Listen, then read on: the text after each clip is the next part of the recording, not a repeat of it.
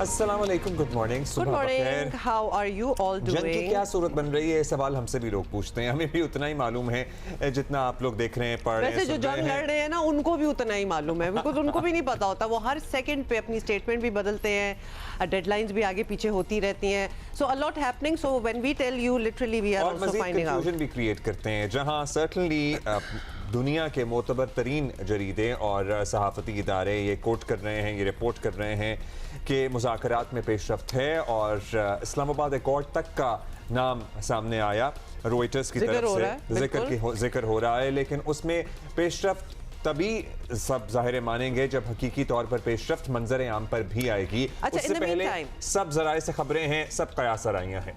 In the mean time जो हमें पता है वो हम आपको ज़रूर बताएंगे। अमरीकी सदर डोनाल्ड ट्रंप की ईरान को अपना हुर्मुज़ खोलने और किसी डील पर तैयार होने के लिए दी गई मोहलत जो है, वो डेडलाइन जो है, वो ख़त्म होने को आज आखिरी दिन है। मुझे लगता है इस डेडलाइन में एक्सटेंशन होगी। ऑफ कोर्स, एब्सोल्युटली, मुझे भी यही लग रहा है। पाकिस्तानी वक्त के मुताबिक कल सुबह 5 बजे ये डेडलाइन जो है वो ख़त्म हो रही है। सो आज हम कह रहे हैं उनके हिसाब से, but for us it will be 5 in the morning। और पाकिस्तान समेत दीगर ममालिक की मुसालहती और सफारती कोशिशें जो हैं वो भी जारी हैं, साथ साथ साइड बाय साइड चल रहा है सब कुछ। डोनाल्ड ट्रंप की धमकियां कम होने का नाम नहीं ले रही। अब मतलब गालियां तो वो दे ही रहे थे, अब सहाफ़ी, खासतौर पे फीमेल सहाफ़ियों को भी वो काफ़ी सुनाते हैं। कल वो किसी को स्टूपिड कह रहे थे। हाँ जी, उधर ईरान भी बदस्तूर मुज़ाहमत कर रहा है। अमरीकी सदर डोनाल्ड ट्रंप ने कल व्हाइट हाउस में प्रेस कॉन्फ्रेंस की, जिसमें उन्होंने अपनी काबीना के हमरा गैर मामूली ऑपरेशन की तफसीलात फराहम की, जिसमें 2 अमरीकी पायलट्स को ईरान के अंदर से रेस्क्यू किया गया। साथ ही ख्याल भी जाहिर किया कि ईरान अच्छी नीयत से बातचीत कर रहा है, मगर साथ ही ये भी कह दिया कि वो एक ही रात में ईरान को तबाह कर देंगे और वो रात मंगल की रात हो सकती है। इनको कोई चेक करता है व्हाइट हाउस में आके? नहीं, क्लियरली इनको कोई चेक नहीं करता। और ये जब बातें कल कर रहे थे ना, तो ये उसी की हम भी बात कर रहे हैं, तो एक पूरी एक फिल्म बनाते हैं। ये सुने जरा, चले ना सुने, हम आपको बता देते हैं। कल फिर जी ईरानी सुप्रीम लीडर जो है मुश्तबा खामनाई का बयान भी सामने आ गया। मुश्तबा खामनाई का कहना था कि दुश्मन अपने जराइम से या अहम शख्सियात को कत्ल करके ईरानी मुसल्ह अफवाज को कमज़ोर नहीं कर सकता। बेसिकली उनका यही कहना था, you can do what ever, और हम फिर भी खड़े रहेंगे यहाँ। ईरान और अमरीका की जानिब से बयानात अपनी जगह, लेकिन पाकिस्तान समेत खित्ते के बाज़ ममालिक की पूरी कोशिश है कि हालात जो हैं वो मज़ीद ख़राबी की तरफ ना जाएँ। देखिए, हर किसी को इफेक्ट हो रहा है ना, हम तो देख ही रहे हैं। तो obviously it is not in anybody's interest के मजीद बढ़नी चाहिए। गैर मुल्की खबर एजेंसी के मुताबिक पाकिस्तान ने फौरी जंग बंदी का फ्रेमवर्क जो है वो अमरीका और ईरान के साथ शेयर कर दिया है, जिसका खुलासा ये है कि अमरीका और ईरान के दरमियान पहले फौरी जंग बंदी, फिर जामे और हतमी अमन मुआहिदा हो। और गैर मुल्की खबर एजेंसी के मुताबिक army chief field marshal Asim Munir ने रात भर अमरीकी नायब सदर JD वैंस, खसूसी एलची जो है स्टीव विटकॉफ और ईरानी वजीर खारजा अब्बास अरागची से राब्ते जारी रखे। मुजव्वज़ा फ्रेमवर्क की बात हो रही है, जिसमें जंगबंदी की सूरत में अपना हुर्मुज़ फौरी तौर पर खोलने की तजवीज़ दी गई है। खबर के मुताबिक ईरान के जौहरी हथियार न बनाने के बदले इक्तिसादी पाबंदियों में नरमी और जो फ्रोजन एसेट्स हैं, मुंजमद असासे हैं, उनकी बहाली भी तजवीज़ है। इब्तदाई मुआहिदा मुफाहमती याददाश्त की शक्ल में होगा, इसे इस्लामाबाद मुआहिदे का नाम दिया गया है। दूसरी तरफ ईरानी मीडिया ने बताया है कि ईरान ने अमरीकी तजावीज़ पर अपना रद्द-ए-अमल पाकिस्तान को भिजवा दिया है, जिसमें जंग का मुस्तकिल खात्मा, पाबंदियों का खात्मा और इसराइल और अमरीका हमलों से हुए नुकसानात का इजाला शामिल है। वैसे ये भी आपको बताना ज़रूरी है कि कल ट्रंप से एक मौके पर उनकी गालम गलोच वाली पोस्ट से मुताल्लिक सवाल हुआ था, जिसकी ज़ाहिर बड़ी बात हो रही थी। हमने भी कल तफसील से बात की थी और ट्रंप का जवाब था कि मेरा ख्याल है आपने पहले भी ऐसा सुना होगा। शायद वो कहना चाह रहे थे कि उन्होंने कौन सी नई गाली दी है, वही गाली दी है जो लोग आम तौर पर इस्तेमाल करते हैं। नहीं, उनका ये कहने का मतलब था गेट यूज्ड टू इट, कि मैंने पहले भी दी है, अभी भी दी है और मैं आगे भी दूंगा। So basically stop asking me सच क्वेश्चंस। ये उनका कहना एक चीज़ होती है और उनका जो एक बॉडी लैंग्वेज थी वो यही कह रही थी कि गेट ओवर इट। वैसे अच्छा जी, बहुत सारे लोग हैं जिन्होंने सदर ट्रंप को किसी न किसी मौके पर जिंदगी में, अमरीकियों की बात कर रहे हैं, अमरीकी पाकिस्तानी में शामिल हैं, सपोर्ट किया होगा, वोट किया होगा, जो वहाँ पे रहते हैं, ज़ाहिर है उन्हें वोटों के ज़रिए तो ये मुंतखब हुए हैं। तो वो जो ट्वीट था ना, जिसमें गालम गलोच पे उतर आए थे, वो आपके लिए एक आखिरी पास हो सकता है to exit from the Trump fan base and fan club? I don't know. Anyway, कुछ हमारे मुंह से ना निकल जाए तो हम नहीं बात करेंगे। लेकिन हमारे गेस्ट हमारे साथ हैं। सूरत हाल और क्या मंजरनामा हो सकता है, and What now from this point onwards? Ejaz Chaudhry साहब हमारे साथ हैं, सीनियर सफारतकार हैं। एजाज चौधरी साहब, बहुत सी बातें हैं। लेट्स स्टार्ट विद दिस कि ट्रंप की डेडलाइन जो है वो आज रात ख़त्म हो जाएगी और इसीलिए हर तरफ से ख़ास तौर पर पाकिस्तान की जानिब से किसी डील की कोशिशें जो हैं वो तेज़ तर हो चुकी हैं। क्या ये उम्मीद रखी जा सकती है कि कुछ डील हो जाएगी, कोई बेहतरी आएगी? जंग अब आखिरी फेज़ में दाखिल हो चुकी है, क्योंकि अमेरिका, डोनाल्ड ट्रंप साहब अब वो जंग रोकना चाहते हैं और उसकी बुनियादी वजह यह है कि उनके लिए जो उसकी सियासी कीमत है, पॉलिटिकल कॉस्ट है, वो बढ़ती चली जा रही है। आपने देखा होगा कि अमेरिका के अंदर जो सर्वेज आ रहे हैं तो जंग के पहले हफ्ते की बनस्बत ये जो छठा हफ्ता है इसमें वो मुसलसल अमेरिका की आवाम अब ये कह रही है कि डोनाल्ड ट्रंप साहब का ये फैसला कि वो जंग में शामिल हैं उनको कबूल नहीं है।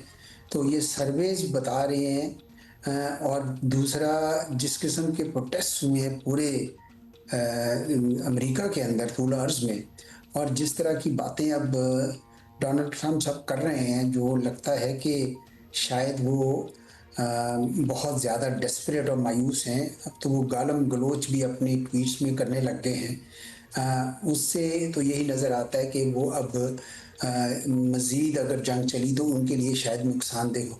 तो चनाचे वो जंग रोकना चाहते हैं और जिस तरह अभी हम देख रहे हैं कि पाकिस्तान और दूसरे ममालिक कोशिश कर रहे हैं।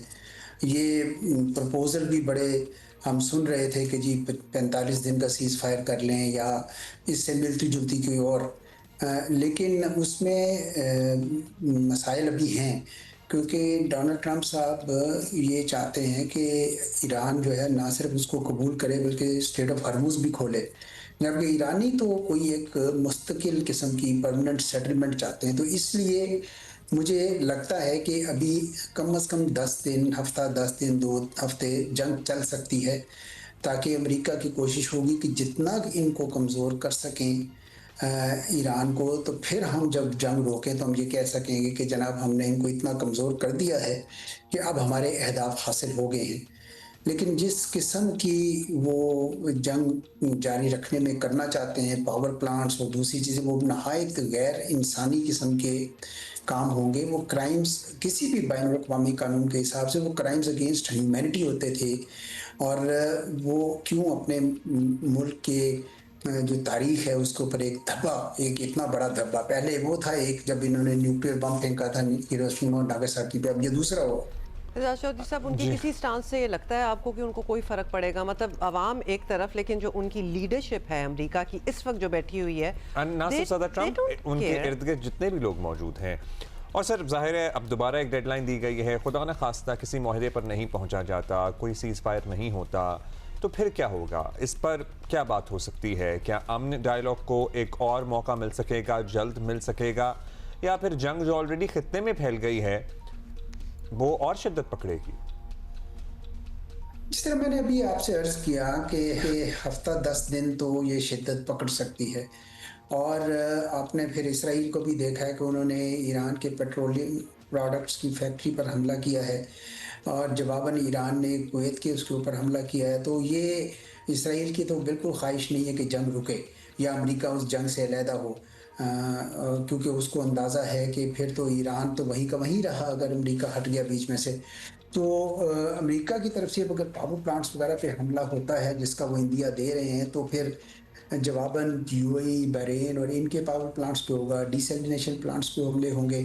तो नुकसान अगले हफ्ते 10 दिन में मैं बहुत ज़्यादा देख रहा हूँ, दोनों तरफ, हर तरफ देख रहा हूँ बहुत ज़्यादा नुकसान। लेकिन अल्टीमेटली तो बहरहाल सफारतकारी करनी होगी अमेरिका की तरफ से। तो हतमी तौर पर मुझे लग रहा है कि वो करना चाह रहे हैं, उनको नज़र आ रहा है कि अगर हमने ये जंग बंद न की तो मुल्क के अंदर जो है वो बहुत ज़्यादा गैर मकबूल हो जाएगी। इवन जो उनका मागा बेस था डोनाल्ड ट्रंप साहब का, उनको भी जब से $4 से ऊपर पेट्रोल गया है तो वो परेशान होना शुरू हो गए हैं। और कुछ इलाकों में जैसे कैलिफोर्निया में तो $6 तक पहुंच गया है गैलन पेट्रोल जो है।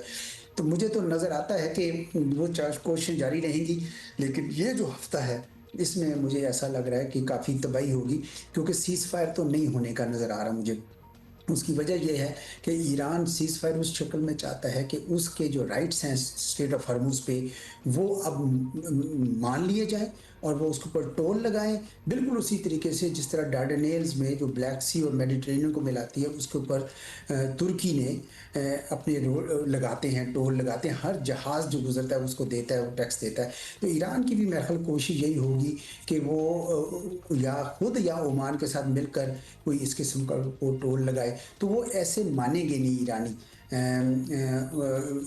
और अमेरिका के लिए मजबूरी हो गई है कि वो निकलना चाह रहे हैं, तो चुनांचे हफ्ते 10 दिन तक दोनों चीज़ें चलेंगी, फाइट टॉक टॉक।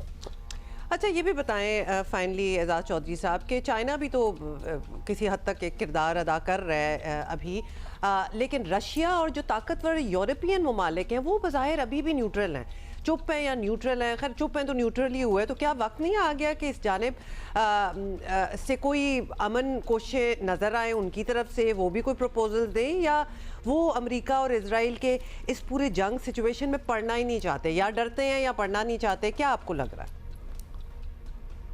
देखिए, जो चीन है वो तो ईरान की खासी मदद कर रहा है, लेकिन आप ये देखें कि चीन का तो तेल निकल रहा है ना उधर, और युआन में निकल रहा है।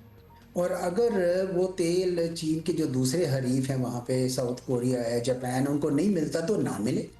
जहाँ तक यूरोप का ताल्लुक है, यूरोप तो अब 14% लेता था ना तेल यहाँ से, बाकी तो 57% वो अमेरिका से ख़रीद रहे हैं, तो उनको इतनी ज़्यादा उसकी बहुत ज़्यादा मसला नहीं है कि अगर ये जो गल्फ़ की तरफ जो परेशानी रहे, तो इस वजह से वो इतना कोशिश नहीं कर रहे हैं। रूस के लिए भी आपको पता है कि यहाँ की तेल की बंदिश होने की वजह से रूस का भी तेल खूब बिका है, खूब उन्होंने पैसे कमाए हैं उसको बेच के, तो इस वजह से उनके यहाँ इतना इंसेंटिव नहीं है। और चीन के लिए भी, चीन भी कहता है कि ठीक है, मेरा तो अपना काम चल रहा है, और थोड़ी देर अगर चल जाए तो अमेरिका को इतना नुकसान हो जाएगा कि पेट्रो डॉलर जो है वो पूरा का पूरा उसका निज़ाम ख़तरे में पड़ सकता है। और बहुत सारे ममालिक, अगर ईरान की इजारादारी हो जाती है वहाँ पे, तो बहुत सारे ममालिक जो हैं वो मजबूर हो जाएंगे कि वो युआन में फिर बेचें तेल को, क्योंकि उन्होंने ईरान से परमिट भी लेना है गुजरने के लिए। तो इसलिए मुझे यूरोप की तरफ से, रशिया की तरफ से जंग बंदी के लिए इतनी कोशिश नज़र नहीं आ रही, बल्कि चीन की तरफ से भी इतनी हमें पूरी तरह कोशिश नज़र नहीं आ रही। ये ममालिक हैं पाकिस्तान जैसे, मिस्र जैसे, जिनको बहुत ज़्यादा जो तेल और गैस की महंगे दाम होने की वजह से महंगाई का सामना है। तो यानी ईरान, और आप कह रहे हैं ईरान का तो इसलिए चल रहा है क्योंकि उनका अपना तेल का मामला भी चल रहा है। बट हुमा ऐसे भी इत्तलात हैं कि Russia and China, particularly China जो भी पाकिस्तान मुज़ाकरात की कोशिश कर रहा है या डिप्लोमेसी के जरिए इस मामले को सेटल करने की कोशिश कर रहा है, China is on board with Pakistan. हाँ, वो तो है। खैर इस पे ज़रा बात करते हैं, कल क्या कुछ चलता रहा। एजाज चौधरी साहब, एंड अभी हमें एजाज सैयद ने ज्वाइन किया, हमारे नुमाइंदा खुसूसी हैं इस्लामाबाद। ज़ाहिर है इस्लामाबाद पैक्ट, इस्लामाबाद कोर्ट की भी बात हो रही है एजाज, लेकिन ये खबरें ज़राए से ही हैं और तब तक खबरें ही हैं या कयास आराइयाँ हैं जब तक कोई हतमी पेशरफ्त इस सिलसिले में सामने नहीं आती। बताइएगा, कल सारा दिन एंड रात गए तक इस्लामाबाद में क्या गहमा गहमी रही, क्या कुछ चलता रहा, क्योंकि ट्रंप की डेडलाइन भी अब बहुत ज़्यादा दूर तो है नहीं। अब्दुल्ला, कल सारा दिन इस्लामाबाद में काफ़ी एक्टिविटी रही, फॉरेन ऑफिस में काफ़ी एक्टिविटी रही। आपको पता है कि कल जो रजा अमीरी हैं, जो ईरान के पाकिस्तान में सफ़ीर हैं, वो खुसूसी तौर पे आए थे, फॉरेन ऑफिस में आए थे, जहाँ पर उनकी फॉरेन सेक्रेटरी जो हैं आमना बलोच साहिबा, उनसे मुलाकात हुई थी, और DG ministry of foreign affairs हैं नईम चीमा, जो कि ईरान का जो डेस्क है वो देखते हैं, उनसे मुलाकात हुई थी। और आपको ये भी पता होगा कि पाकिस्तान के जो ईरान में सफ़ीर हैं मुदस्सर टीपू, वो इन मुश्किल हालात के बावजूद भी वहाँ पर रहे हैं अपने अमले के साथ। अभी तो इतलात हैं कि वो वहाँ से निकल रहे हैं, लेकिन इतनी मुश्किल हालात में वहाँ पर हमारा स्वार्थी अमला मौजूद है। जो ज़्यादा कंसंट्रेशन है इस्लामाबाद की, वो मुज़ाकरात करवाने के ऊपर है, और मुज़ाकरात करवाए जा रहे हैं। ज़ाहिर है अब्बास अराक़ची उसमें अहम एलिमेंट हैं, जो कि ईरान की तरफ से हैं, और पाकिस्तान की तरफ से नायब वज़ीर आज़म इसहाक़ डार हैं, और जो फील्ड मार्शल हैं आसिम मुनीर, वो भी इस सारे मामले को देख रहे हैं। अमेरिका की तरफ से आपको पता है जेडी वैंस है, और हमें जो इत्तलात पता चल रही हैं कि जो 2 दफा आपको पता है कि खबर आई थी कि जेडी वैंस ने फ्लाई करना था, पाकिस्तान में आना था, लास्ट मिनट ही कैंसिल। वो उन्होंने अमेरिका से नहीं आना था। यानी कि जो नई बात मैं आपको बता रहा हूँ जो उस तरह नहीं आई कभी मीडिया में, कि वो एक दफा पुर्तगाल में बैठे हुए थे और एक दफा वो जर्मनी में थे। यानी कि सिर्फ इस काम के लिए उन्होंने इन रीजन्स का ट्रैवल किया, and he was waiting for the signal from Pakistan side कि वो यहाँ पर ट्रैवल करें, और वो सिग्नल नहीं मिला।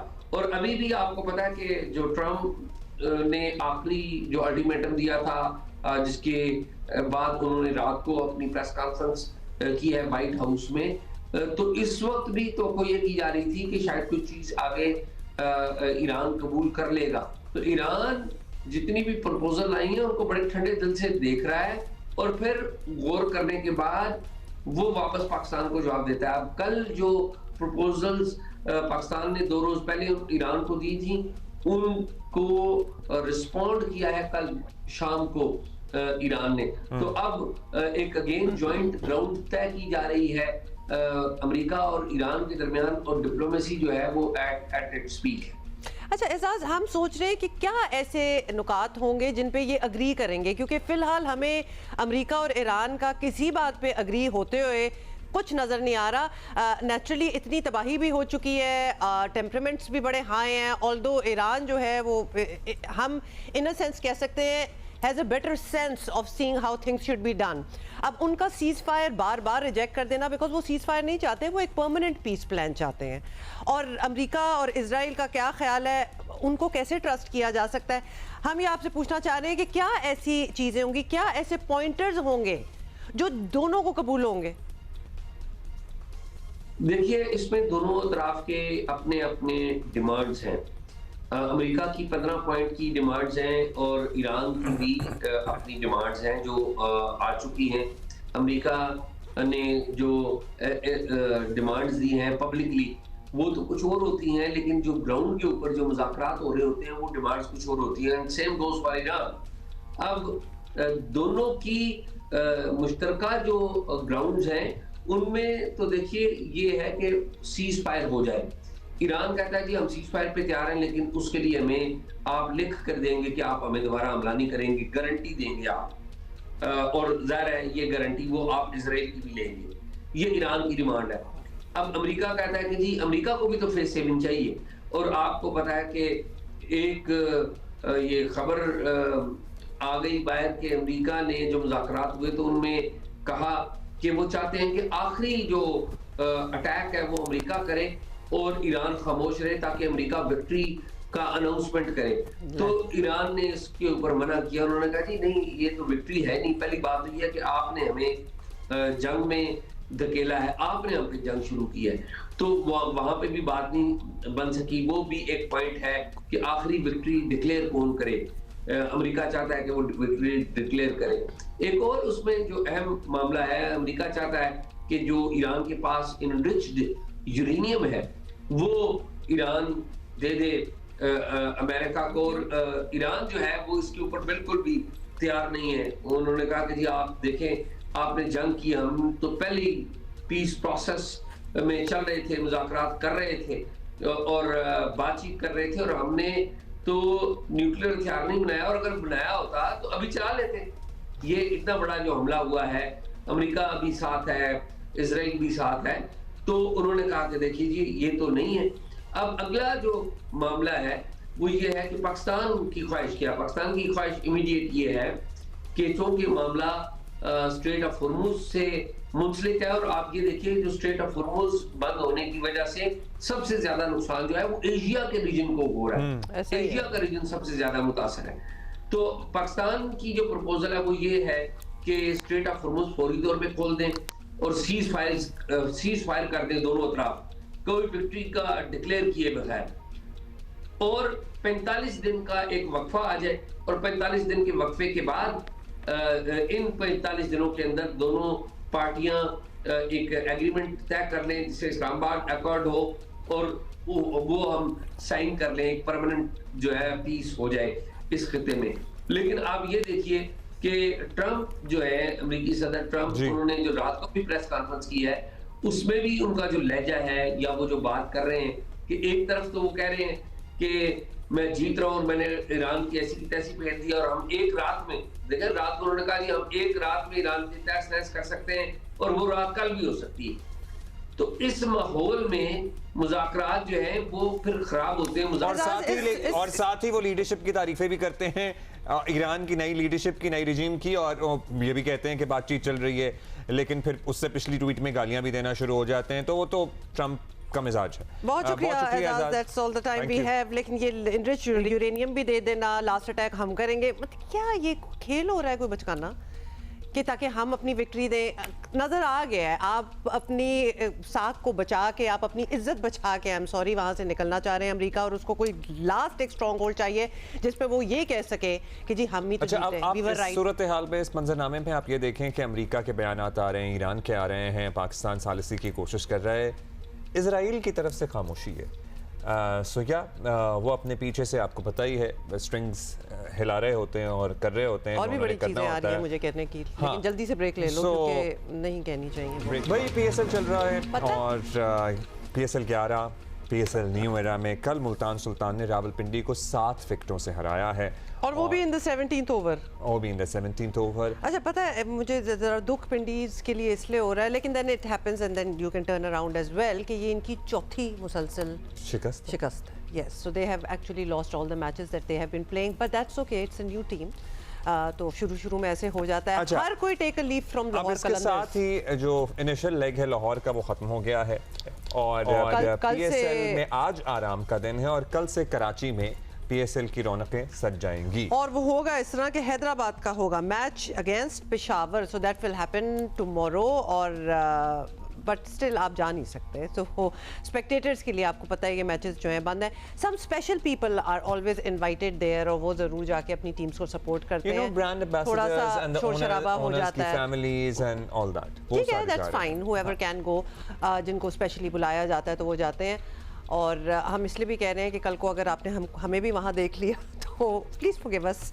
इन एनी केस आपको जरा कल वाले मैच का बता दें। क्या सूरत हाल है पॉइंट्स टेबल पर? मुल्तान सुल्तान 8 पॉइंट्स के साथ पहले नंबर पर है भाई, 8 पॉइंट्स के साथ पहले नंबर पर है। कराची किंग है दूसरे नंबर पर 6 पॉइंट्स के साथ। इस्लामाबाद यूनाइटेड 5 पॉइंट्स के साथ तीसरे नंबर पर है। लाहौर कलंदर 4 पॉइंट्स के साथ चौथे नंबर पर बराजमान है, और बाकी सारे basically Multan first is at the top, Karachi then who? Then Islamabad and then Lahore. हाँ. Okay. Let's talk about it. Abdul Majid Bhatti senior sports journalist हमारे साथ मौजूद हैं, उनसे बात करते हैं। भट्टी साहब, लाहौर में कुछ मैचेस बारिश से भी मुतासिर हुए, और जाहिर है और भी बहुत कुछ होता रहा। अब फाइनली आज आराम का दिन, एंड देन कल कराची का लेग। बताइएगा कराची में कितने मैचेस होंगे, एंड देन उसके बाद क्या होगा, and what are we looking forward to here? सबसे पहले तो अब्दुल्ला रुमा आपका बहुत बहुत शुक्रिया। देखें, कराची 22 मैचों की मेजबानी करेगा, जिसमें एक प्लेऑफ है, और थर्ड राउंड जो है उसके कुछ मैचेस कराची लाहौर में बैक वक्त होंगे। फिर एक प्लेऑफ जब कराची में होगा तो बाकिया 2 प्लेऑफ और फाइनल लाहौर में होंगे। तो बुनियादी तौर पर 22 मैचों की मेजबानी कराची को मिली है, और 22 मैच ही लाहौर में होंगे। So टूर्नामेंट अभी कराची का लेग जो कल से शुरू होगा, tournament will third round and eventually tournament will close in Lahore, मतलब जो फाइनल होगा वो लाहौर में ही है। जी, इट स्टार्टेड इन लाहौर। मुझे ये समझ में नहीं आ रहा कि जिन लोगों ने इस टूर्नामेंट की शेड्यूलिंग की है, मुल्तान सुल्तान 5 मैच खेल गई है, और पेशावर ज़ल्मी ने 2 मैचेस खेले, और पेशावर ज़ल्मी के 2 में से भी 1 मैच वॉश आउट हो गया है, और कुछ टीमों ने 3-3 मैच खेले। तो मतलब बैलेंस नजर नहीं आ रहा कि मुल्तान सुल्तान 5 में से 4 मैच जीत के वो तो तकरीबन अब प्लेऑफ के लिए उनका कंफर्म नजर आता है, लेकिन पेशावर ज़ल्मी वो तो अभी ज्यादातर आराम ही कर रही है। कल से अब पेशावर ज़ल्मी को दोबारा ग्राउंड में उतरना है, तो मेरे ख्याल में जब शेड्यूलिंग की गई तो थोड़ा बैलेंस कर दिया जाता, ताकि तमाम टीमों को 3-3, 4-4 मैच। नहीं, तो जब ये स्केड्यूल बनाते हैं भट्टी साहब, तो टीमों का, फ्रेंचाइजेस का भी कोई बीच में हाथ होता है या फिर उनको भी मिल जाता है जी ये स्केड्यूल आ गया है? उनकी से होती है वैसे तो फिर नहीं, वो भी कुछ कहना चाहिए था। होता है, लेकिन मैं तो तमाशाइयों के को तो चले इजाजत नहीं है, लेकिन जो लोग इंटरेस्ट रखते हैं पीएसएल में, उनके लिए तो है कि जी अब सेकंड राउंड कल से शुरू होना है। तो आप देखें कि मुल्तान सुल्तान्स बिल्कुल अलग नजर आ रही है। अच्छा, ये वही मुल्तान सुल्तान्स है जिसकी पिछले साल कप्तानी कर रहे थे मोहम्मद रिजवान, पिछले साल एक मैच जीत सकी थी। अब मोहम्मद रिजवान आ गए रावलपिंडी की कप्तानी करने, यहाँ वो लगातार 4 मैच हार गए। तो पिछले साल के अगर 6 मैच मिला लें और इस साल के 4 मैच मिला लें, तो मोहम्मद रिजवान की कप्तानी में पीएसएल में दो टीमें 10 मैच हार गई हैं। लेकिन आप देखें एस्टन टर्नर जो मुल्तान सुल्तान्स की कप्तानी कर रहे हैं, वो बिग बैश में पर्थ स्कॉचर्स की भी कप्तानी करते हैं, 3 टाइटल जितवाए हैं पर्थ की टीम को। उनकी कप्तानी और उनका मिजाज देखें, बिल्कुल एक अलग टीम नजर आ रही है। बल्कि टॉप 4 जो टीमें हैं वो बिल्कुल अलग थलग नजर आ रही है। Multan Sultan, what is working out for Multan Sultan? जाहिर है उनके जो ओनर हैं वो भी बड़े एक्टिव हैं ऑन एक्स, बहुत सी बातों का जवाब भी दे रहे होते हैं। कुछ साबिक जो मालिकान हैं उनकी भी बातों को नेगेट कर रहे होते हैं, एटलीस्ट जवाब दे रहे होते हैं। So what is working out for Multan Sultan, do you think so? Considering this team, this title almost never made it, you know, PSL 11 जो हो रहा था। आपको पता था मुल्तान सुल्तान की ये जो टीम है, ये पहले थी सियालकोट स्टैलियंस के नाम से। जी, हम बिल्कुल वही जिक्र कर रहे हैं। ओनर्स वो जो असल जो बहस चल रही है सोशल मीडिया पे, कामिल खान जो हमजुल्फ है वकार यूनुस के, वो उस वक्त जुड़े हुए थे सियालकोट स्टैलियंस के साथ। और कामिल खान चूंकि रहते सिडनी में, वही टिम पेन को लेकर आए, वही टिम पेन ने फिर एस्टन टर्नर को कप्तान बनाया, स्टीव स्मिथ को लेकर आया। तो वो जो बहस चल रही है वो यही बहस चल रही है। कुछ लोग कह रहे हैं कि जी ये तो उन लोगों ने टीम बना ली थी, अब इनको तो तैयार टीम मिली है। लेकिन ठीक है, जो भी था बहरहाल एक अच्छी टीम बनी है।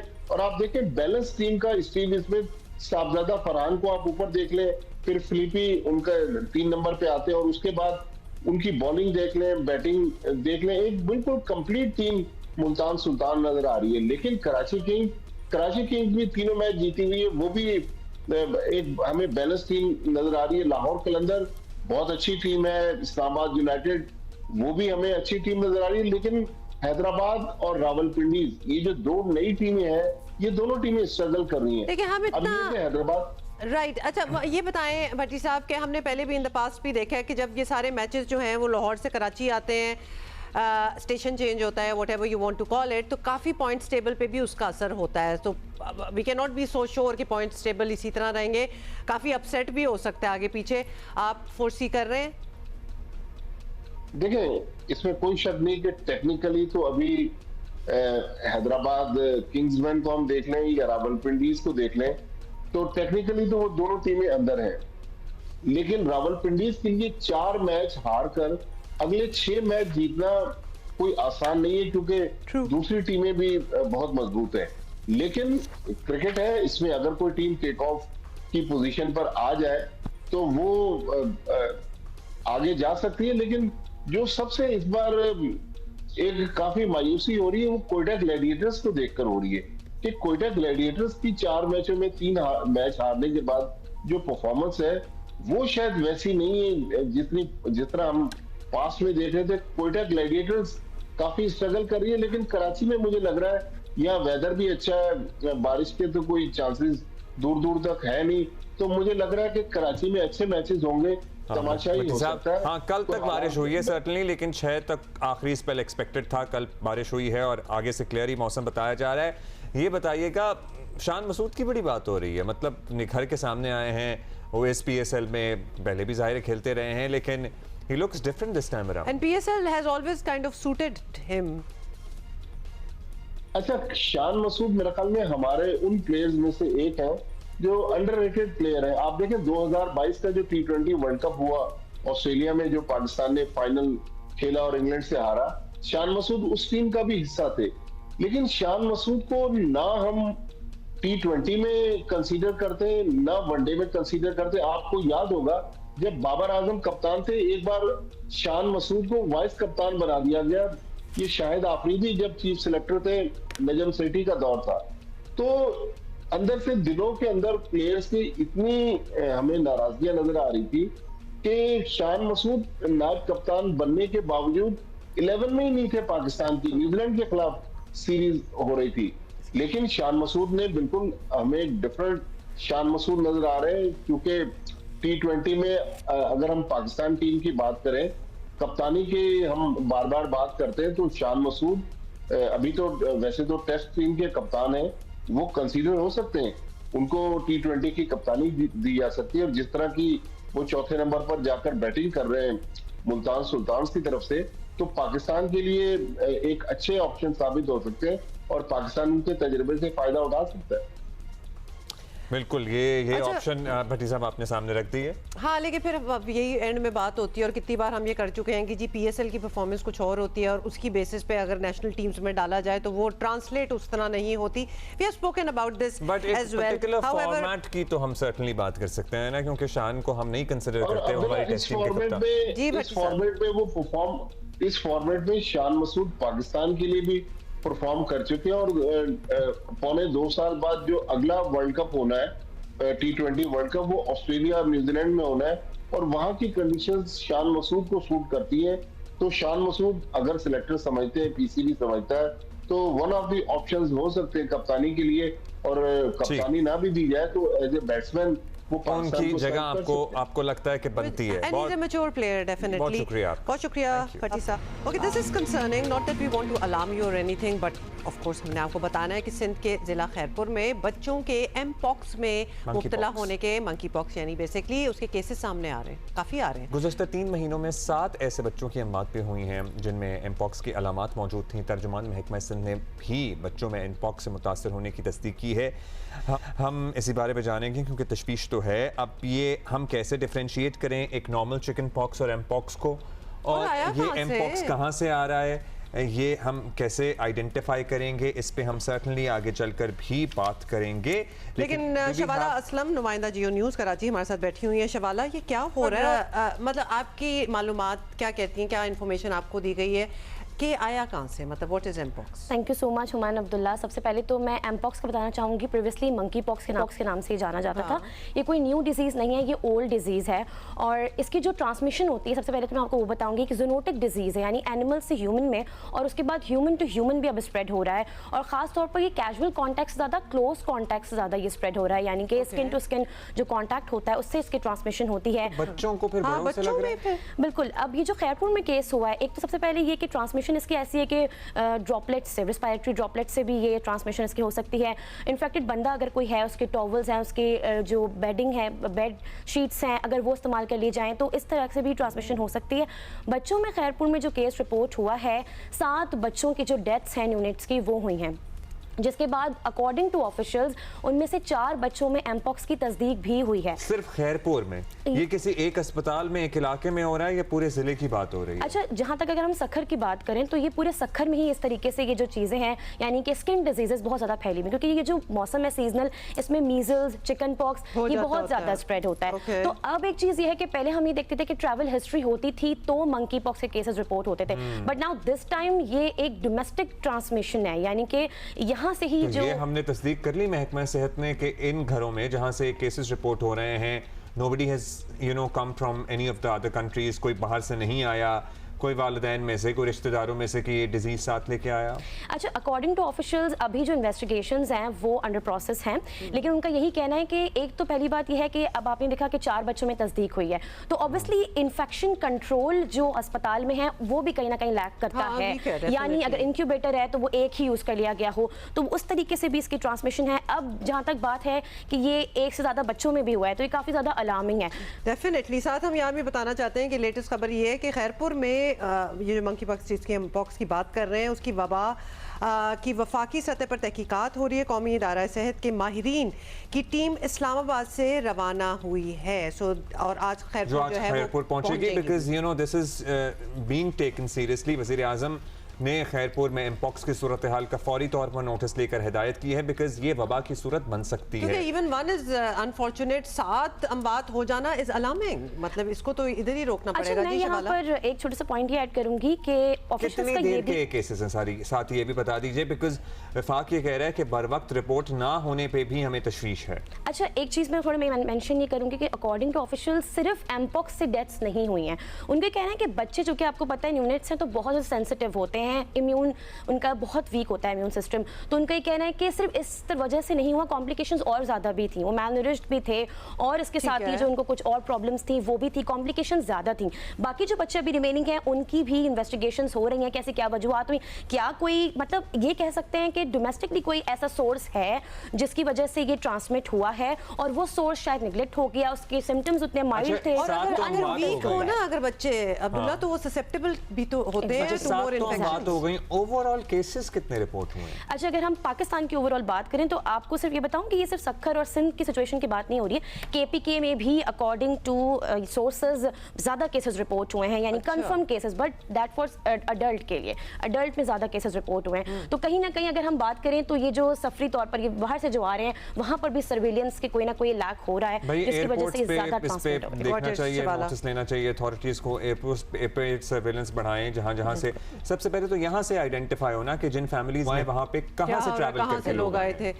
It's a good thing that the team is coming because इसको तो it needs to be stopped and it is being taken seriously और जाहिर है बर वक्त रिपोर्टिंग जो है इसको वबा की सूरत फैलने से रोक सकती है, यही सबको फोकस करना चाहिए। बहुत शुक्रिया शवाला, बहुत शुक्रिया शवाला फॉर अपडेटिंग अस। तालिबान के बारे में कोई आपको पता है गुड बैड नहीं है, कोई ग्रे एरिया नहीं है, पाकिस्तान की पॉलिसी क्लियर है। पाकिस्तान की अफगानिस्तान से मुतालिक पॉलिसी जितनी आज वाज़ेह है, दो टोक है, शायद ही तारीख में कभी रही हो। इस पॉलिसी के मुस्बत नताइज भी मिल रहे हैं।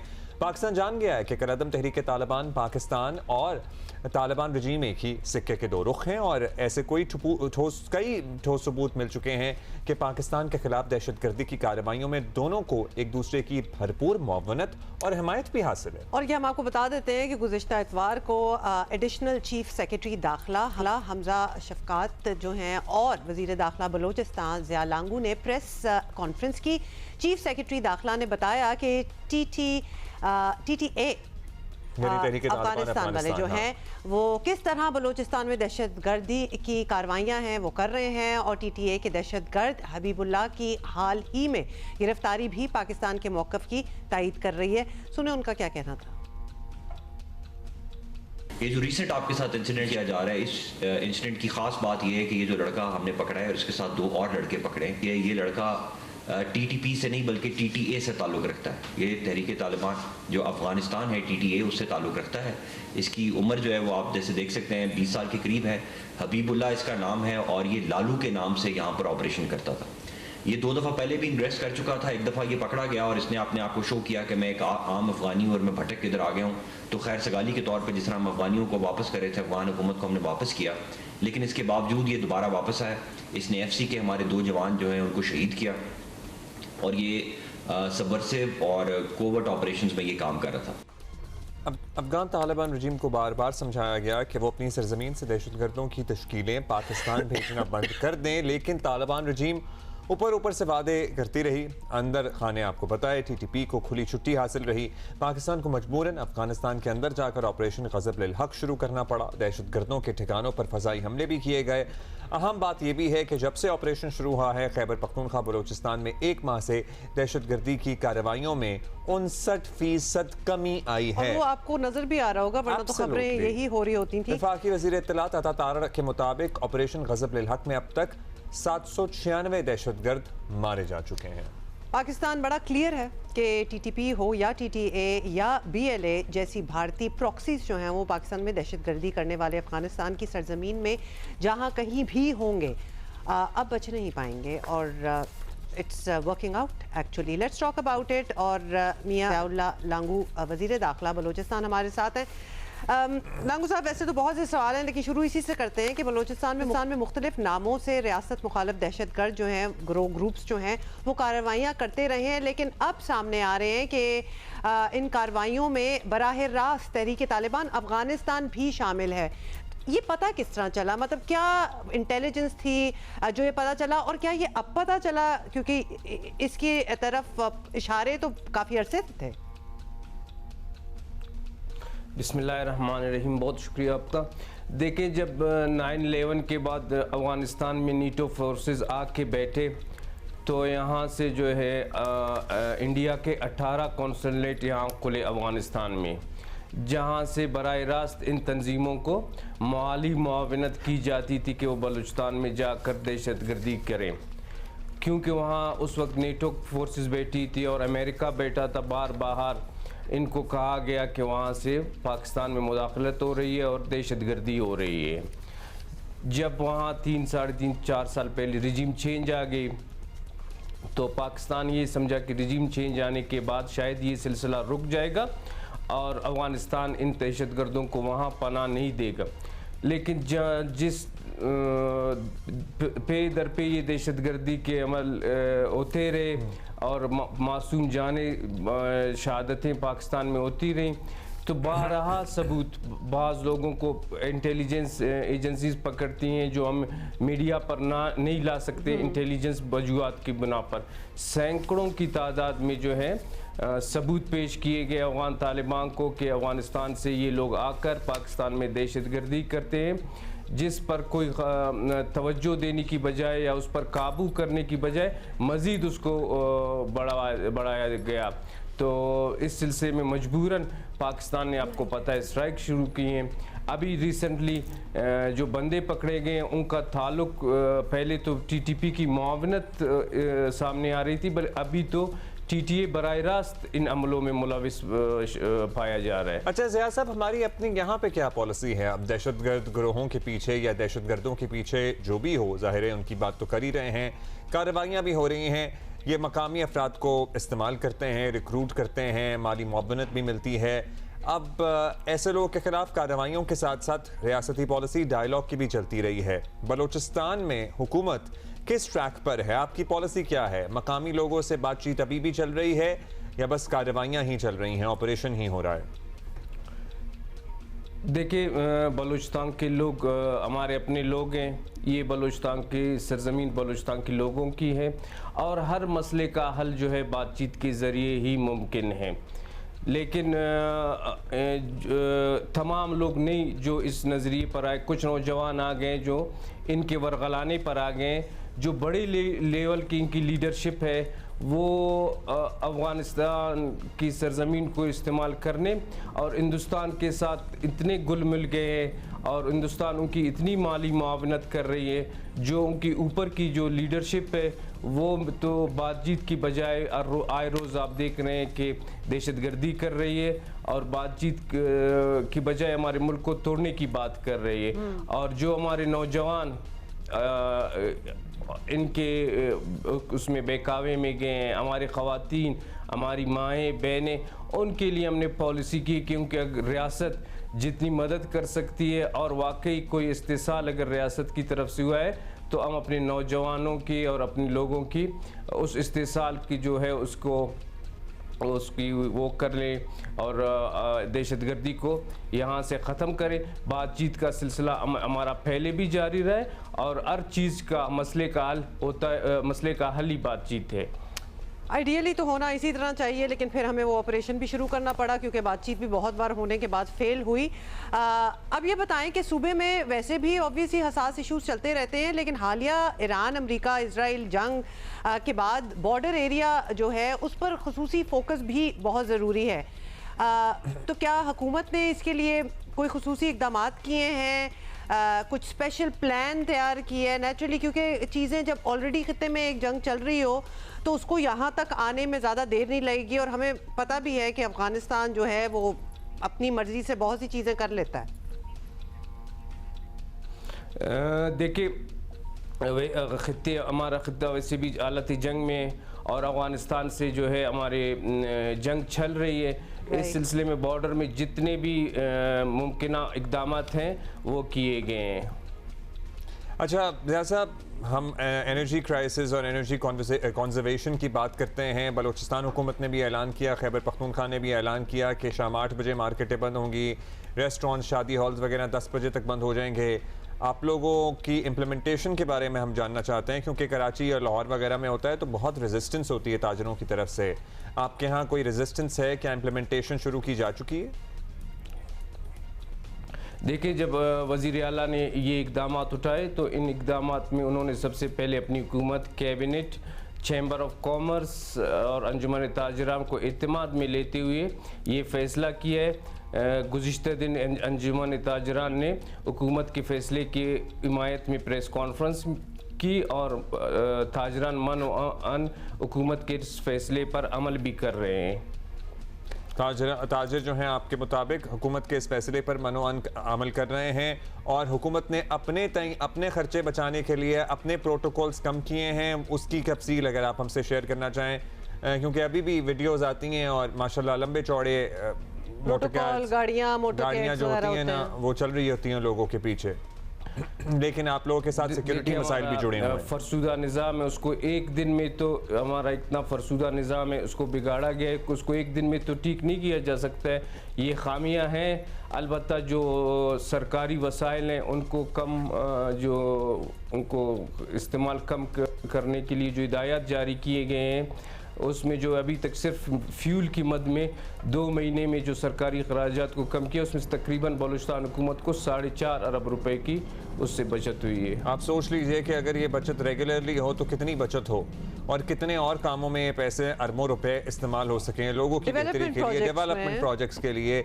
अगर ये सिर्फ पीछे चलने वाली 5 गाड़ियां जो हैं वो एक हो जाएं या एक भी ना हो इन सब। और सर ये फरसूदा निज़ाम तो डेफिनेटली है, लेकिन ये एक नोटिफिकेशन की मार है। मतलब अगर कह दिया जाए कि अब से नहीं होगा तो नहीं होगा। देखिए, अभी हम ये बातें करें तो शायद आप लोग समझेंगे कि बातों की हद तक है। कुछ दिनों में आप लोग प्रैक्टिकली महसूस करेंगे कि गवर्नमेंट ऑफ बलूचिस्तान इन चीज़ों पे किस हद तक पाबंदी लगा रही है और इस बचत को किस हद तक आगे ले जा रही है। बहुत शुक्रिया आपका ज़िया साहब, thank you for your time, have a good day sir. अच्छा जी, अच्छा अब हम ज़रा बात कर लेते हैं, केपी लेके चलते हैं आपको। और वफाकी हुकूमत ने तवानाई बचत और किफ़ायत शारी मुहिम के तहत मुल्क भर में बाजार रात 8 बजे बंद करने का फ़ैसला किया है, और फैसले का इतलाक जो है वो आज यानी 7 अप्रैल ही से हो जाना चाहिए था पहले से, बट आज से शुरू हो जाएगा। किराना, डिपार्टमेंटल स्टोर, हर किस्म के मॉल्स भी रात 8 बजे बंद होंगे। सिर्फ और मेडिकल स्टोर्स वगैरह खुले रहेंगे। बेकरियां, रेस्टोरेंट्स, तंदूर, शादी हॉल्स, ये दुकानें रात 10 बजे बंद होंगी। निजी प्रॉपर्टीज़ और घरों में भी शादी ब्याह की तकरीबात रात 10 बजे तक बंद करना होंगी। अब लेट्स सी, ये हंगामी इक़दाम जो उठाए जा रहे हैं उसूली तौर पर तो ठीक हैं। हमारे मुल्क को सूरज की रोशनी से मुस्तफ़ीद होना चाहिए। This should be a life style. मतलब हम जो कहते हैं ना, हमारा लाइफ स्टाइल ख़राब है तो हम उसे ठीक करने कैसे करें? मतलब ये हर बार नी जर्क रिएक्शन और इमरजेंसी बेसिस पे नहीं होता, because it worked once in Covid, so let's do it now. उसके बाद से ऐसा ही होना चाहिए था, और हमें, यूर राइट, हमें अपने आप को भी इसके लिए बदल लेना चाहिए था।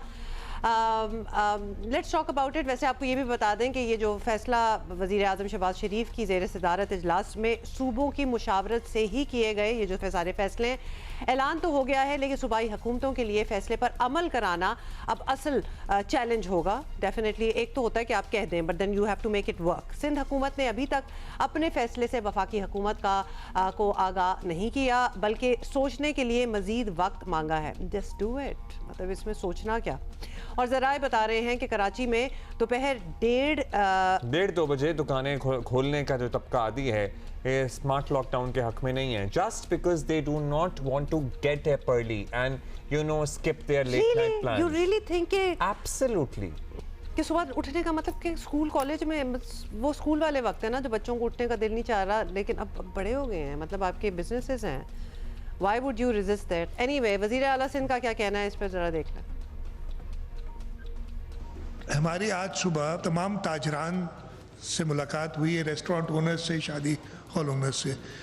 उन सब के अपने अपने व्यूज़ अलग अलग थे। वफाक को हमने कहा है कि हम अपने स्टेक होल्डर से पूछ के आपको जवाब देंगे। अलग अलग व्यूज़ थे तो ऑब्वियसली हर एक के तो मानी नहीं जा सकती बात इंडिविजुअली, कि तारिक रोड वाला कहे कि जी मैं इस वक्त बंद करूंगा और जो ब्रॉड बेसिन वाला है वो कहेगा मैं इस वक्त बंद करूंगा, एक ही टाइम देना होगा। तो हम एक कंसेंसस डेवलप करने की कोशिश कर रहे हैं, फिर वो हम फेडरल गवर्नमेंट को इन्फॉर्म कर देंगे अगर कंसेंसस डेवलप हो सका। अगर हो गया कंसेंसस तो उन्होंने कहा जी वो इन्फॉर्म कर देंगे। अच्छा, खैबर पख्तूनख्वा में हो क्या गया हो रहा है? कंसेंसस क्या अभी भी हो गया, मतलब हो जाना चाहिए ना, because this is the need of the moment and when the rest of the country is और डूइंग हम दैट, आपको पता है एनर्जी क्राइसिस को इतना सीरियसली ले नहीं रहे हैं जितना हमें लेना चाहिए। अब खैबर पख्तूनख्वा के डिविजनल हेडक्वार्टर्स में बाजार, मार्केट, शॉपिंग मॉल्स रात 9 बजे तक खुले रखने की इजाज़त है। शुरका को बताया गया है कि ये फैसला खैबर पख्तूनख्वा हुकूमत से मुशावरत के साथ किया गया है और तवानाई बचत के मामले में खैबर पख्तूनख्वा हमें बाय द वे काफ़ी मुतहर्रिक भी नज़र आया है और हुकूमत ने इतवार को ही बाजार जल्द बंद करने का ऐलान कर दिया था। मोटरसाइकिल वालों को सब्सिडी देने का फैसला पंजाब भी कर चुका है, खैबर पख्तूनख्वा भी कर चुका है। सो ये सब है। अभी हम आगे बढ़ेंगे और इसी बारे में बात करते हैं। मुजम्मिल असलम साहब मुशीर खैबर पख्तूनख्वा के हमें ज्वाइन कर चुके हैं। बहुत शुक्रिया मुजम्मिल साहब। सर, खित्ते में पाकिस्तान के भी असरात हो पड़ रहे हैं, ज़ाहिर है माशी असरात की बात कर रहे हैं। तमाम हुकूमतें कोशिश कर रही हैं आवाम को कुछ रिलीफ भी दे सकें, बचत भी करें, मतलब हमारा बैलेंस ऑफ पेमेंट्स हैं, हमारी इंपोर्ट बिल है, बहुत सारे चैलेंजेस हैं। खैबर पख्तूनख्वा हुकूमत ने आप हमारे लिए सम अप कर सकें क्या क्या इक़दामात कर दिए हैं और आगे करने जा रहे हैं? जी बिस्मिल्लाहिर्रहमानिर्रहीम। आपको याद होगा कि जब 7 मार्च को जो है कीमतें बढ़ाई गई थी पहली दफ़ा 55 रुपए, तो वज़ीर आला सुहेल अफरीदी साहब और मैंने एक प्रेस कॉन्फ्रेंस की थी उसके बिल्कुल अगले दिन, और सबसे पहला जो है ऐलान हमने किया था कि जितने भी मोटर बाइक सवार हैं खैबर पख्तूनख्वा के, उनको हम जो हुकूमत ने 55 रुपए लीटर इजाफा किए है वो हम उनको लौटा देंगे महीने की 20 लीटर के हिसाब से।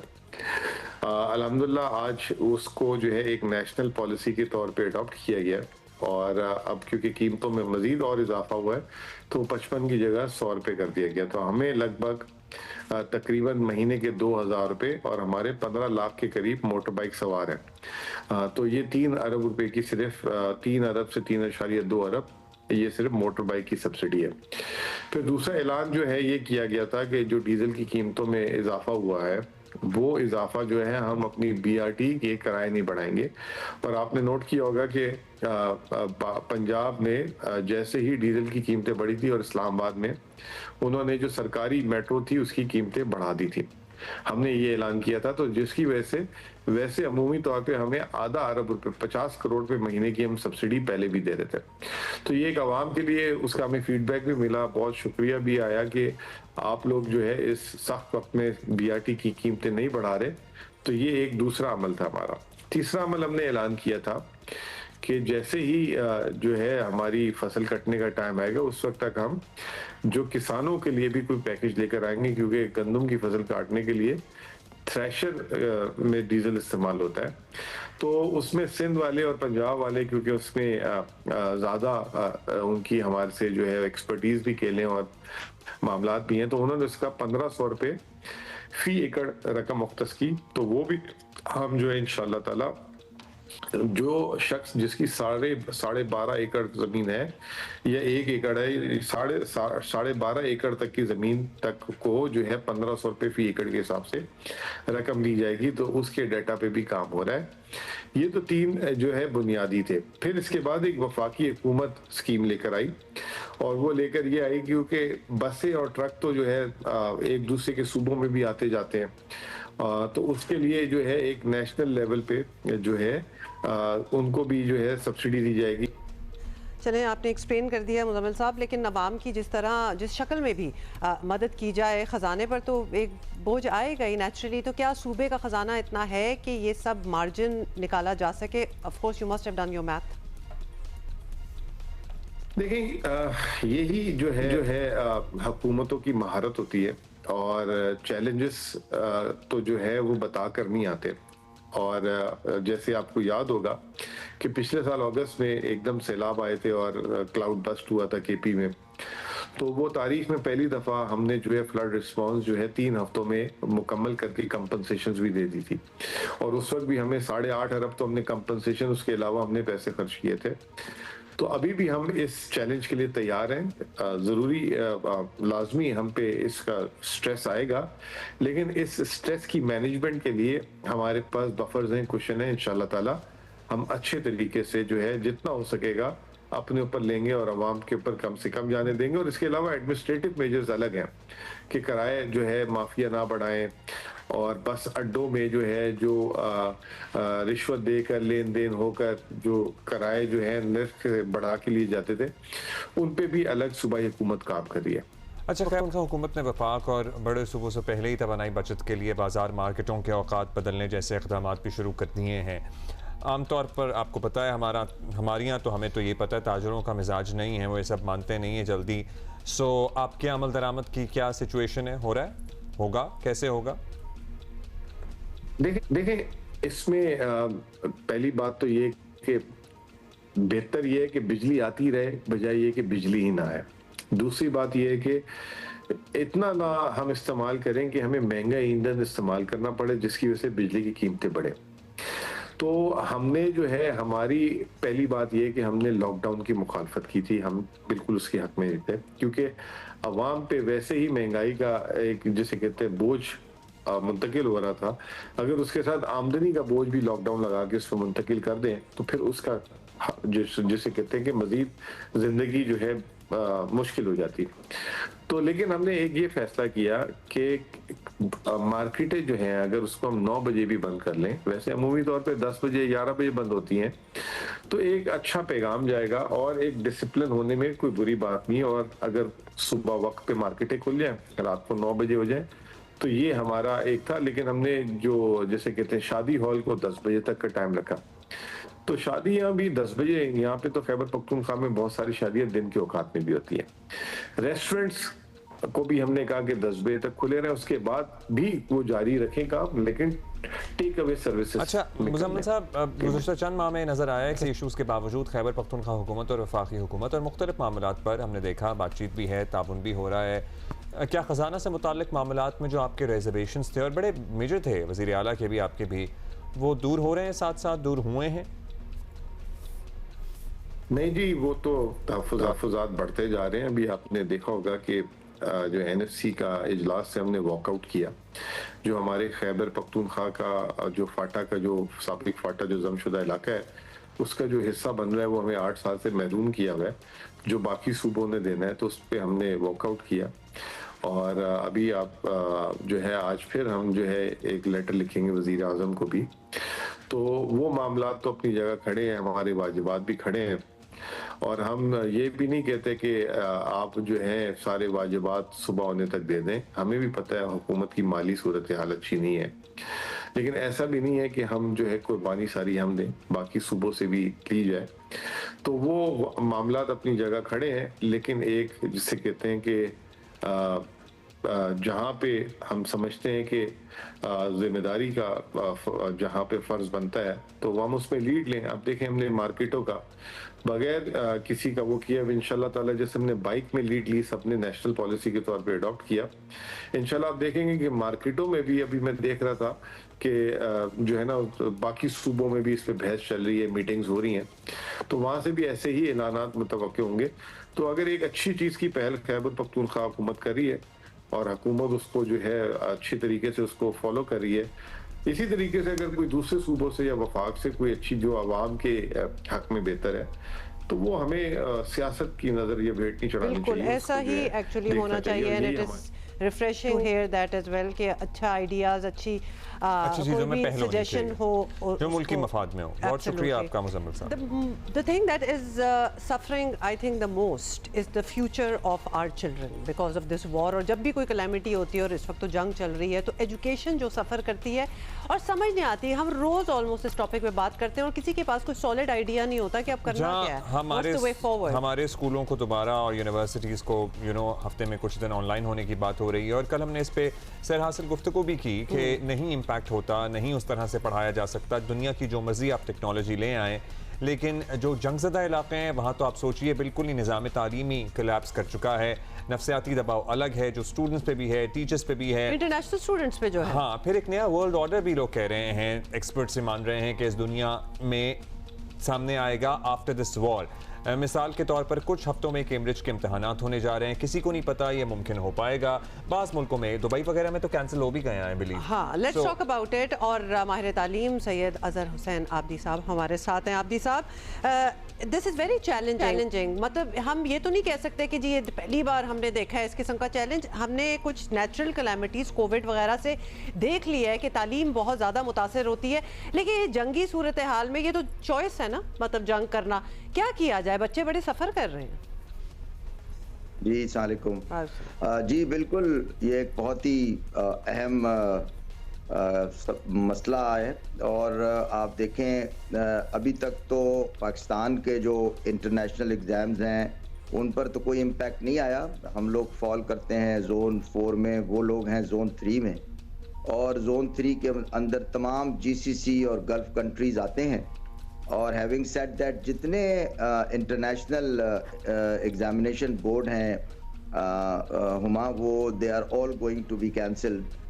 जिस तरह कैम्ब्रिज है, एडेक्सल है, पियर्सन है, IB है। और यही वो एग्ज़ाम्स हैं जो बच्चों को जो है बैरून मुल्क दाखिले के अंदर आप नेचुरली उनकी एंट्री रिक्वायरमेंट्स बनते हैं। वो इसके अलावा कि उनके अपने लोकल बोर्ड के और लोकल इम्तिहान भी होते हैं, लेकिन जो मोस्ट कम्पीट कर रहे होते हैं। हमको ये नहीं भूलना चाहिए कि कितनी बड़ी तादाद वहाँ पर एक्सपैट ही है, जो एक्सपैट पाकिस्तान के नहीं दुनिया भर के एक्सपैट आपको पता है UAE में और गल्फ कंट्रीज में काम करते हैं। और this is the month of very crucial month for them in terms of the closing. जो हमारे कॉमन ऐप्स हैं, UCAS हैं, और जितने दाखिले बच्चों ने किए होंगे, बहुत सारों की स्कॉलरशिप्स अटैच्ड होंगी इसके साथ। फिर उनकी डेस्टिनेशंस अटैच होंगी जो उन्होंने प्रेफरेंसेस लिए होंगे।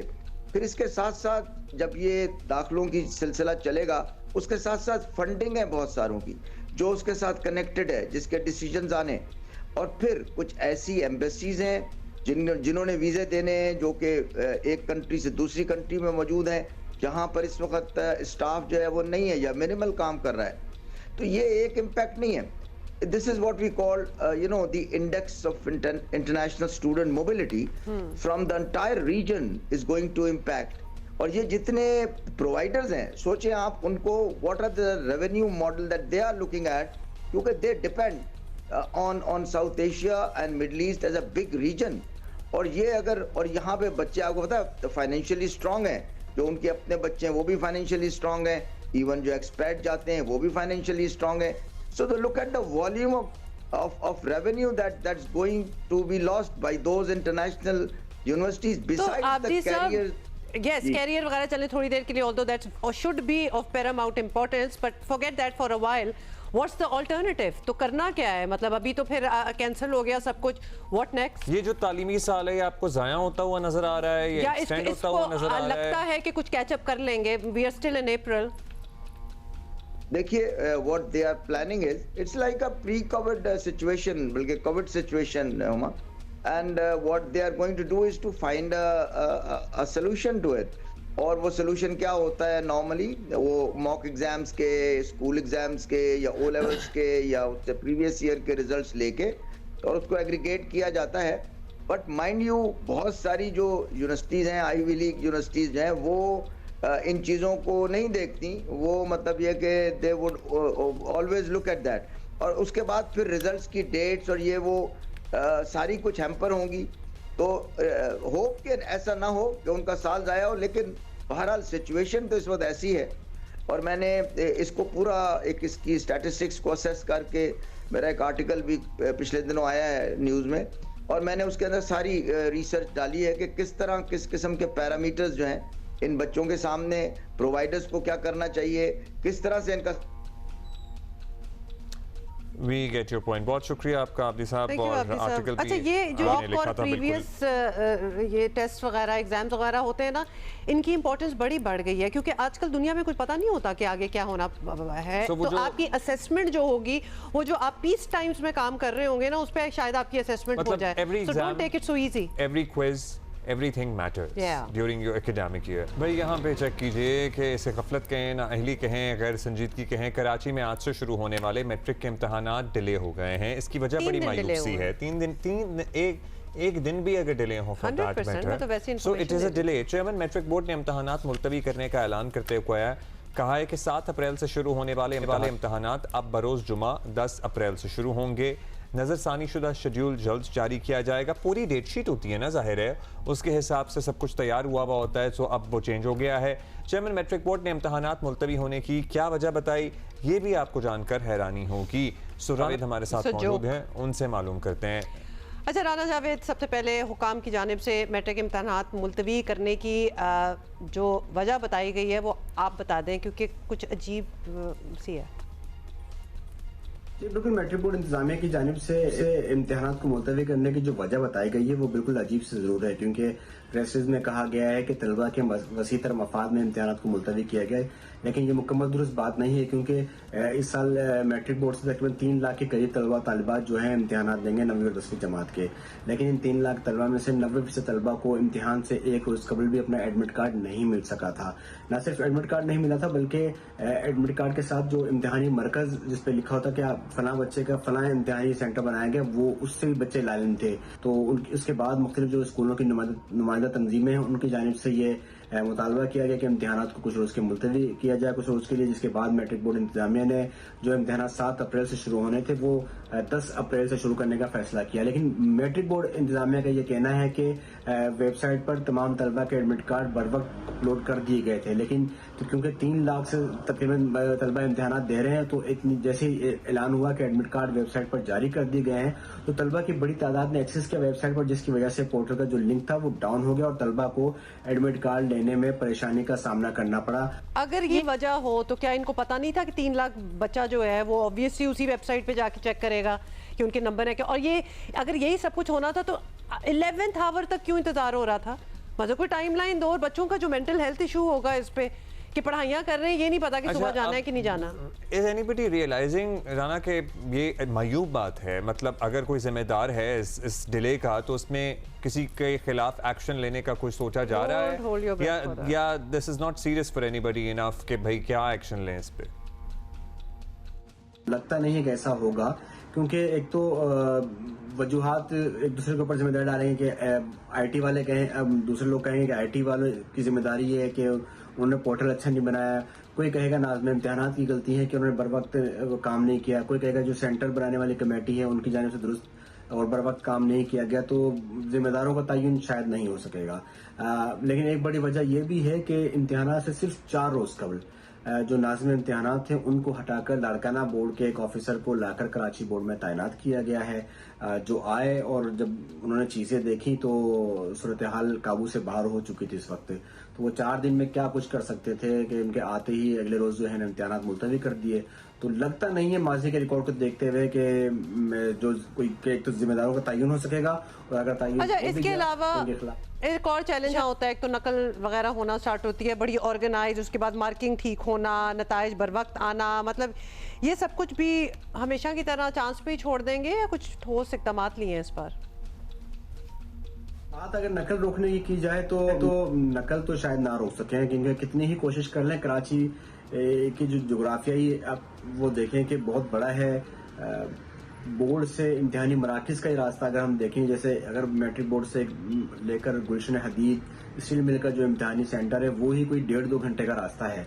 पेपर उस निकलने से लेके कहाँ बीच में लीक हुआ, फिर उसके बाद वहाँ सेंटर की सूरत हाल क्या होगी, सुरजानी में कोई सेंटर है, गडाब में कोई सेंटर है, वहाँ बहुत मुश्किल है कि नकल पे कंट्रोल किया जा सके। लेकिन इस बार हुआ यह है कि वज़ीर जो जामियात हैं इस्माइल राव साहब, उनकी हिदायत पर ई मार्किंग शुरू की गई है, तो ये पहला तजर्बा होगा ई मार्किंग का। अब देखते हैं कि इसमें फर्स्ट टाइम जब भी कोई चीज होती है तो नकाइज का सामना करना पड़ता है। Okay got it Rana Javed, मतलब नकल जो है वो करना वो नहीं रोकी जा सकती, बात अंदाजा। अच्छा जी, अभी गुड लक टू ऑल दोस्त जिनके अब जुमे से एग्जाम शुरू हो रहे हैं। अभी that's it, we are gonna see you morning इंशाल्लाह 9 AM। बाय।